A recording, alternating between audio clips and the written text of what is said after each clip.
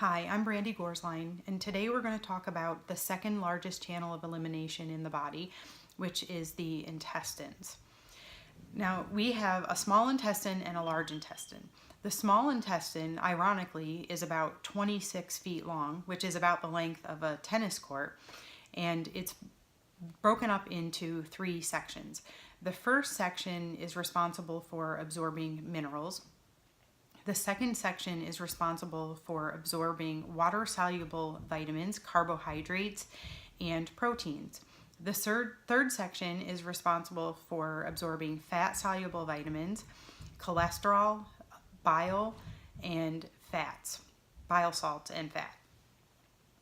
The last portion of the intestines is called the colon, which is only about 5 feet long.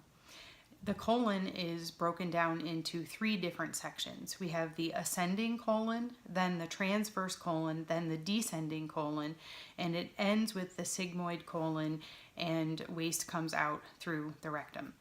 That's probably way more than you ever wanted to know about the digestive tract, but this is all really important when we want to understand how to best maintain our health. So what I'm going to talk a little bit about today is some of the problems that occur that make our colon not clean, that can cause major health issues because of buildup in our colons. The standard American diet has a lot of processed and packaged and dead foods. Lots of things made with flour and grains and foods that basically would never rot no matter how long they sit around. So when you eat these processed dead foods that don't contain any water or fluids and they don't contain any fiber, these foods can build up and they cause a form of plaque to build up on the lining of the intestines. And over time, this thickens and becomes something that is commonly known as mucoid plaque. Now, I want to read a quote from Dr. Bernard Jensen's book because I think it's very telling. Okay, this is on page 23 of Tissue Cleansing Through Bowel Management by Dr. Bernard Jensen. The heavy mucus coating in the colon thickens and becomes a host of putrefaction. The blood capillaries to the colon begin to pick up the toxins, poisons, and noxious debris as they seep through the bowel wall. All tissues and organs of the body are now taking on toxic substances. Here is the beginning of true autointoxication on a physiological level. One autopsy revealed a colon to be 9 inches in diameter, with a passage through it no wider than a pencil. The rest was caked upon layer of encrusted fecal matter. This accumulation can have the consistency of truck tire rubber. It's that hard and black. Another autopsy revealed a stagnant colon to weigh in at an incredible 40 pounds. Imagine carrying around all that morbid accumulated waste. The average healthy colon should weigh 4 to 6 pounds in an adult. So I'd like to read another quote that is just shocking, but most people are walking around with extremely toxic colons. This is it from P.L. Clark. Acidosis and toxicosis are the primary causes of all disease. Rid the bodies of these poisons and correct the habits of living, and good health will be regained and maintained. And just as maggots and flies require the filth of the manure pile in which they grow and propagate, so the human organism must become broken down and filthy through bad habits of living before the tissues and juices of the body will permit the harboring and growth of any noxious material.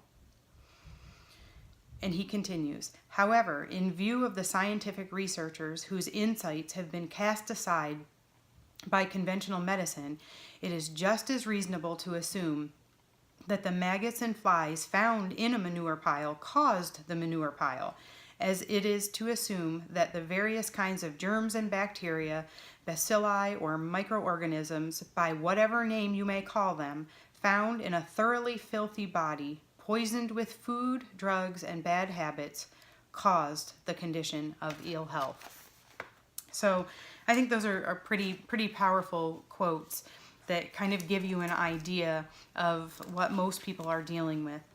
Now, I grew up in a family where we didn't really do much of anything natural, but my grandmother was a nurse's aide, and my father is always recounting the stories of no matter what was wrong with him as a child, if he had a fever, if he started sneezing, if he had any symptoms in his body whatsoever, that there was some type of illness present, his mom would get the enema bag. And this was something that was very, very common. And if somebody had a fever, they did an enema. And if you were starting to get a cold, they did an enema, because you cleaned out the noxious debris out of the colon, and it facilitated the body doing what it was trying to do in the first place, which was clean out, clean house, clean up the filth that had built up. So we have lost this wisdom. We eat and we eat and we eat. We eat 3 meals a day plus snacks, 365 days a year. We never give our digestive tract a rest. We eat foods that we were never meant to eat, that are unnatural, that are harmful to our body. And then we manifest symptoms of disease, and we blame it on bacteria. We blame it on viruses. We blame it on the environment and other things. But just like in this quote from P.L. Clark, what if we cleaned up the manure pile? Literally. What if we got rid of the filth where these things thrive? These two quotes didn't even begin to address the issue of parasites. Most people believe that because we live in the United States that we aren't dealing with parasites, but nothing could be further from the truth. Almost all American people have some form of parasite in their body. So if we focus on taking care of our colon and cleansing it thoroughly and eating foods every day that help us maintain that more clean state, we are effectively cleaning up the manure pile, so all these diseases, bacteria, viruses, and sicknesses can't live in our body. So the colon is an incredibly important part of our defenses. It's actually part of our immune system. The live and dead bacteria that live in our colon actually account for 1/3 of what is eliminated in waste in feces. When we eat food and it's processed and the nutrients are absorbed in the small intestine, and then it moves into the large intestine, and at that point it's called chyme, which is basically the liquid, partially digested food that we ate. When that gets into the colon's job is to remove a lot of the water. So about 2/3 of that chyme, when it enters into the colon, is actually liquid. And the rest is the waste, the fiber, and astonishingly, 1/4 of that, or 1/3 of that is actually bacteria. So our microbiome, the environment of the good and bad bacteria that are in our colon, are vital to our health and vital to our immune system. So when we effectively have a manure pile that lives inside of our body all the time, we end up having an overgrowth of harmful bacteria, and we end up killing off the good bacteria. And this is sped up by the fact that we have massive amounts of antibiotics in our meat, and sometimes people are being prescribed antibiotics, and we do lots of things in our life to destroy this microbiome that lives in our colon. So just to recap, the colon is the place where waste is goes right before it leaves the body. The longer it sits in the colon, the more water that is absorbed out. So if you're a person that has to strain to have a bowel movement, if you actually have to push to have a bowel movement, then that waste is sitting in your body way too long. It's poisoning your liver, and it's poisoning your blood, and it's poisoning your lymph, and it's that auto-intoxication that Dr. Jensen talked about in the quote that I just read. So what do?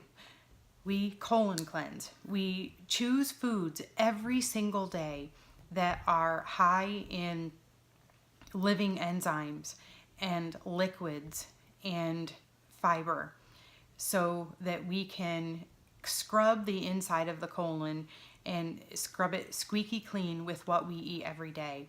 Now, most of us didn't grow up doing that or understanding that, and we have to play catch up. And that's where a good, thorough colon cleanse comes in.